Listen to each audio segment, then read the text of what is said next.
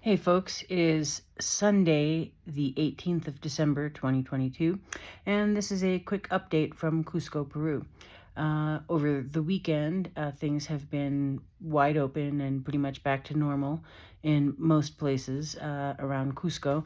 In some other areas, we are hearing that they are still doing roadblocks. Local organizers voted to open up for the weekend so everybody could buy food and try and do a little bit of business and all of that kind of thing. But the word is that they plan to reactivate the paro, or general strike, for lack of a better way to phrase it, tomorrow and continue throughout the week. The airport here in Cusco is functioning normally at this point in time, planes coming and going and all of that sort of thing. And it's not a dangerous situation here in Peru, for the most part. I think it would be dangerous to participate in protests, but if you are not a Peruvian citizen, you are prohibited by law from doing so anyway. So remember that and stay chill. They have been evacuating tourists from Machu Picchu. They took out the medically vulnerable folks via helicopter, and they're running trains to about kilometer 85 and on the train tracks because things are blocked closer in to Ollantaytambo. And so there, people are walking a little bit further again, like another couple of kilometers, 3 kilometers or so, to meet up with ground transport, which it's not entirely clear to me how they're organizing that, but whatever. It's not clear how supplies will be arriving to Aguascalientes for the thousands of people who live there, as opposed to the hundreds of tourists who, are going elsewhere. Let's see what else. The big idea is be sure you stock up at markets today, because the expectation is that things will shut down. So again, if you are planning to travel around the Cusco area, like going from Cusco to the Sacred Valley or from the Sacred Valley to Cusco, today is your day to do that for sure. It's unclear whether or not people really will reactivate the general strike tomorrow, but I wouldn't be surprised. As far as the news, yesterday the president, Dina Boluarte, held a press conference, and she has no plans to step down. She urges Congress to reconsider their vote against moving elections forward to December 2023, which is still not as soon as people would like, the folks who are protesting. 83% of the Peruvian population believes that Congress should step down or be closed, and that is a major protest point. So that's not going to happen. Dina Boluarte also spoke in Quechua mixed with Spanish in this press conference, which is a first, I think, for a Peruvian president. So, I mean, it was pretty symbolic more than anything else.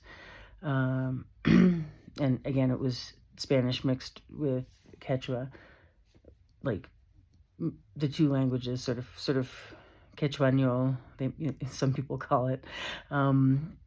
Let's see, Congress is making various different kinds of statements, and they have no plans to step aside. The vote against moving up elections was, I think it was 49 in favor, 33 against, and 25 abstaining. So even if all of those abstainers hadn't abstained, no telling that it would have gone forward anyway. Let's see. So, as to longer-term political stability, it's been 10 days of her mandate, 11 days of her mandate, and President Boluarte is not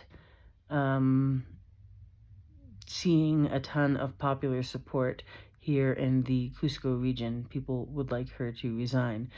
She is reorganizing her already brand new cabinet, and 2 of 18 ministers, education and culture, have stepped down already, citing the deaths of protesters.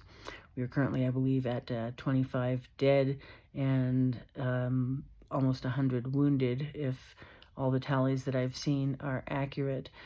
So there's still a lot going down around Peru. People have asked what the Peruvian population in general feels right now with respect to all of this stuff that's happening.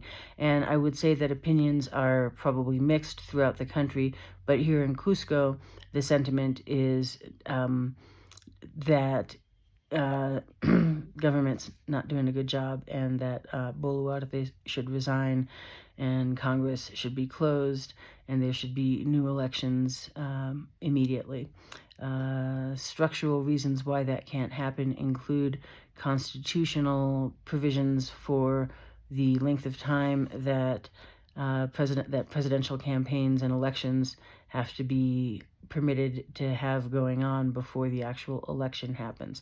There are logistical concerns and considerations, and so most people think it could be moved up to a couple months from now, but people who are against doing it think that the big risk there is that candidates can't be vetted, parties can't be vetted and confirmed as functional, and so that would mean we could hypothetically find ourselves in similar messes politically to what we've been in for the past 5 years, almost 6 years, where there isn't where we haven't had a president serve out their 5-year term. Yeah, very exciting. So whether or not that's going to move forward is hard to say. President Boluarte urged Congress to reconsider their vote against moving up the elections. So that may continue to be something that pressure happens about. I think it is likely that we will see further demonstrations. Again, I expect them to be peaceful and not infiltrated by violent actors, as has been the case in the past week. The protests that I have seen going by my door here in Cusco have, generally speaking, been peaceful, but at night, a couple of times in this past week, there have been bad actors out doing vandalism and so forth, but nobody here views those as protesters, because the protesters are out during the day and not going around at night throwing rocks in windows and stuff.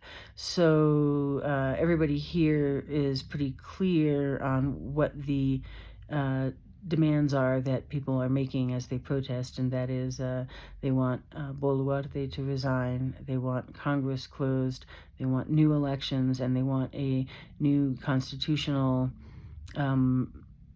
meeting to happen to work on revising things in the Constitution to hopefully reduce corruption longer term.